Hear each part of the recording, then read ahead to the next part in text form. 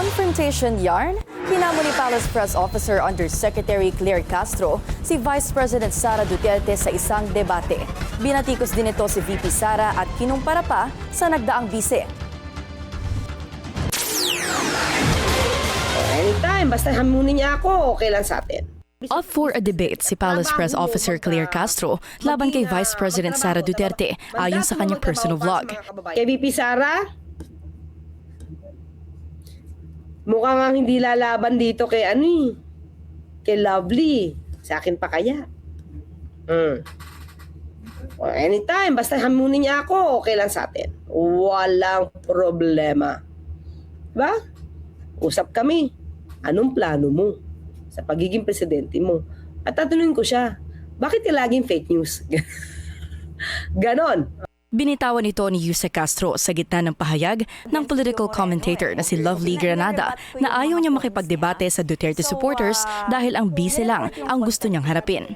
Pero kung kay Granada daw ay hindi sisipot ang bise, paano pa raw kaya kung siya ang makakatalo nito? Sa panayam ni Granada sa The Spokes ng Billionaire News Channel, nanindigan ito na hindi niya kailangan ng posisyon para debatihin ang bise dahil isa siyang Pilipinong pinagsisilbihan ni Vice President Sara Duterte. But are you ready? Let's say someone challenges to a debate. Are you willing to debate with a DDS? No, I'm only willing to debate with VP Sara Duterte. Wow. Bahagyang sumang-ayon din si Castro sa isang comment na tila talo raw sila ni Granada kung murahan, patayan at nakawan umano ang labanan. Suko ako doon. Pagkamurahan. Pag murahan na.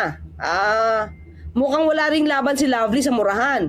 At wala rin tayong panalo kapag kaparamihan ng assassin dahil wala tayo, zero tayo doon.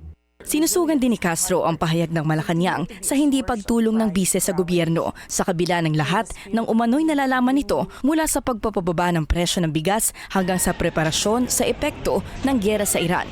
Makasarili kung tawagin ni Castro ang vice-presidente at naikumpara pa kay Naga City Mayor and former Vice President Leni Robredo. Kung bakit sasabi ko selfish, unang-una, sabi niya marami siyang alam, di ba? Kahit galit ka sa Pangulo, magtrabaho ka pa rin. Kahit kaaway mo ang Pangulo, bakit si VP Leni at that time, kahit inaaway siya ni Pangulong Duterte, nagtatrabaho siya. Meron siya ibang programa. Diba? Kahit ang liit ng budget niya, wala pa siyang confidential funds noon. Hindi raw papansinin ng kampo ng bise ang pahayag ni Castro. Bukod sa bise, hinamon din ng Palace Press Officer si Navotas City Representative Toby Tiangco kaugnay ng umano'y katakatakang pahayag nito na papanagutin ng bise ang mga kurakot kapag nanuklok ito sa pwesto. So hanggat walang ginagawa si Vice Presidente doon sa ghost projects ng kanyang ama, hindi tayo maniniwala kay Congressman Toby Tiangco. Siya ay isang mapanlinlang. Patunayan niya yan. Toby Tiangco, patunayan mo yan. Hindi raw kasi kailangan maging presidente para maghain ng kaso. Kaya hanggat walang napapanagot sa ghost project sa ilalim ng Duterte administration doon, mapanlinlang umano si Congressman Tiangco.